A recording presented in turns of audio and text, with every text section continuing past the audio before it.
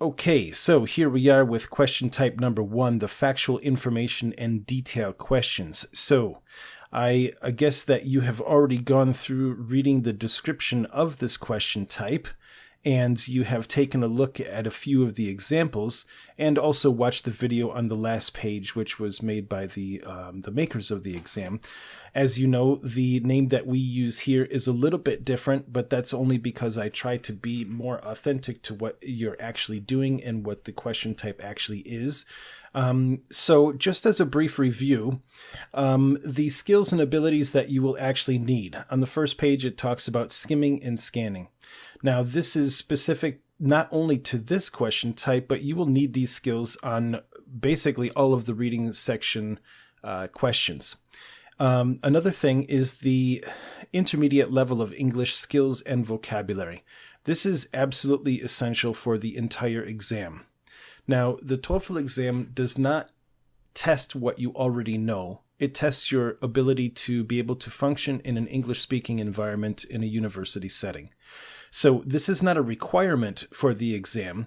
This is basically what you will need in order to be able to not only pass the exam, and by pass I mean to get the score that you need, but this is what you're going to need to be able to function in a university setting.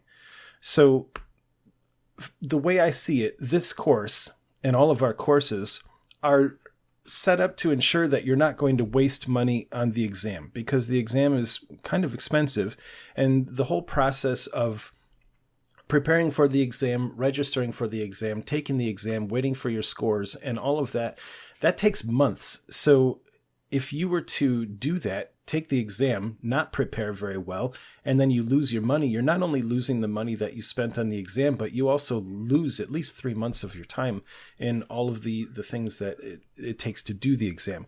So this course is set up, all of these courses in our system are set up to save you that time and money, but the exam itself is also set up in a way to save you a huge amount of your time and money. Because if you're not ready to be able to function in a university setting, then whatever money that you spend on moving to another country and then enrolling in a school and all of the expenses that go along with that, if you do that and then find out that you don't know or comprehend what's going on around you in the classes and you can't communicate with the other people, then you've just lost a huge amount of money and it's not going to be a very good situation. So the intermediate level of English skills and vocabulary, like I said, it's not a requirement for this exam, but it's basically what you will need to not only be able to function in the exam, but also in a university setting. So that is absolutely essential. Now, you'll see the word vocabulary here is in a different color. That's because it's a link. And there are a lot of people out there that teach the TOEFL exam or help people prepare for the TOEFL exam that like to talk about, studying vocabulary for the TOEFL exam. And this is an area where I partially agree and I partially disagree. The areas that I agree is because you obviously need to have a good vocabulary, not only to be able to understand what people are saying to you, but to also be able to communicate. But the part that I disagree is that a lot of other people tell you that you should study specific topics. There's one person on YouTube that says that the TOEFL exam really likes birds and you should study everything that you can find out about birds, which is completely ridiculous. Now, I have seen a lot of TOEFL textbooks, and the reading passages that they use for examples do have reading passages that talk about birds. For some reason, that is a fairly common thing. But to think that you should go and study everything that you can find out about birds in preparation for the TOEFL exam, and then taking the exam and finding out that you had nothing on the entire exam about birds, then you've completely wasted all of your time and energy. So I've stated this before in other parts of this course and also in blog posts. Do not spend any time studying specific topics for the TOEFL exam. This is because a person doesn't study psychology before they go to university to study psychology. They go to university to study the topic. You don't study the topic beforehand. So it's kind of backwards. So The reason that I do have vocabulary here is not because these are different subjects that you will find on the exam. It's because these are based on the 5,000 most frequently used words in the English language, all of which you will be expected to know, or at least be able to comprehend when you're taking the exam. Or if you arrive at university, you will be expected to be able to understand all of these words. Now, that doesn't mean that you have to go out and memorize 5,000 words. That just means that you should be able to know what a person is talking about. Now, even native speakers, sometimes when someone is speaking to them, that person may use a word where the one who's listening doesn't exactly know that word, but they understand what the person is talking about based in context. So the same is true here. Now, you don't have to go through and memorize all the vocabulary words. That would be a monumental task. But if you were to go through the lists, you'll find that you probably already know most of these words. So one way that you could study for the TOEFL exam as far as vocabulary, you can go to the GiveMeSomeEnglish TOEFL database and just go through the words one at a time until you find one that you don't know. Absenteeism. What's absenteeism? Never heard of that before. Well, you click on the word, it takes you to the word in the pronunciation portal, which describes exactly how to pronounce it with a lot of other information, which is all linked.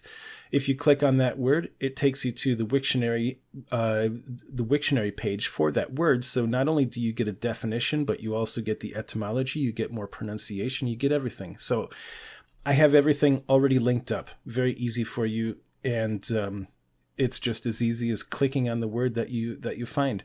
So that's one way you could do it, just going through the lists and, whenever you see a word that you don't know, click on it and learn the word. It doesn't mean you have to memorize it. You just learn it, do some learning. So that's one way that you can learn vocabulary for the TOEFL. Another way that you can learn vocabulary when you're going through this course is that anytime you come across a word that you don't know, whether it's in the explanations or in any of the reading passages, if you find a word that you don't know, just click on the vocabulary and it will take you to the database. So you can learn as you're going through the course, or if you want to study, then, go through the list. The other thing that you definitely need to know for this question type is about synonyms and antonyms. Now, usually it'll be synonyms and synonymous phrases, because a lot of times when you're looking for the actual information or detail from the question stem, that's the part that actually asks the question. And then when you go to the reading passage, you will have to look for words that are synonymous. You have to look at the verbs and the subjects and objects within the sentence, and you'll probably have to find synonyms within the text to be able to answer your question. So a knowledge of synonyms and antonyms, but usually synonyms, and synonymous phrases. So those are the types of things that you need to know there. The other thing is the ability to identify keywords, to be able to look at a question stem and decide which are the most important words in the question stem, find the synonyms within the text, read the sentence to get the answer, compare the answer in your head with the answer choices, and then choose your answer. So I basically just gave you a rundown of the entire strategy that you need to answer this question. But those are all the skills and abilities that you need for this particular question type. There will be 3 to 6 factual information and detail questions. That's per passage. As you may have already learned, there will be at least 3 reading passages in the reading section. Sometimes there might be 4 or 5. That's with the extended version of the exam. Once again, that's kind of a surprise thing. Unfortunately, the organization that created the exam decides that they like to give the extended version just randomly to different people, and they say it's for research purposes, which I think is kind of terrible, because you're already paying a whole lot of money for the exam, and then they're giving you something other than what you paid for, and they don't give you a discount. But that's not really anything that we can control, so if you get the extended version of the exam, just take a deep breath and just follow the same strategies that you would if it was, only 3 reading passages. So 3 reading passages for the normal version, 3 to 6 factual information and detail questions per reading passage. So just remember with this question type, the actual section of the reading passage where that's in question, in other words, that the one that they're asking about, that will be indicated and it will be shown again. So you basically, you don't necessarily have to read the entire reading passage before you go to the question types. That's another skill that we talk about in the TOEFL Excellence Training programs. If you're watching this video there, then you already know this. If you're watching this video somewhere else, then that is something that is in every single one of our training programs.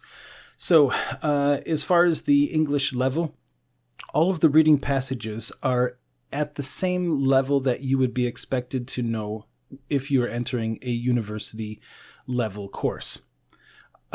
As I've stated numerous times before, this exam does not test what you already know. It tests your ability to learn and to be able to function in a university. And that's why this exam is required for so many English-speaking universities. So an example of the question type, which is a factual information or detail question, they almost always start with something like according to the author, according to the article, according to the text, according to the paragraph, etc. And then, they'll follow up with the rest of the question. So the phrase is then followed by some subject or detail. Obviously, it's factual information. Here's an example of the factual information and detail question types. According to the author, the price of tea in China is directly related to, and then you have a few different examples here. This is just a made-up one that's not with any actual reading passage, but this is an example of how this question type will look on the exam.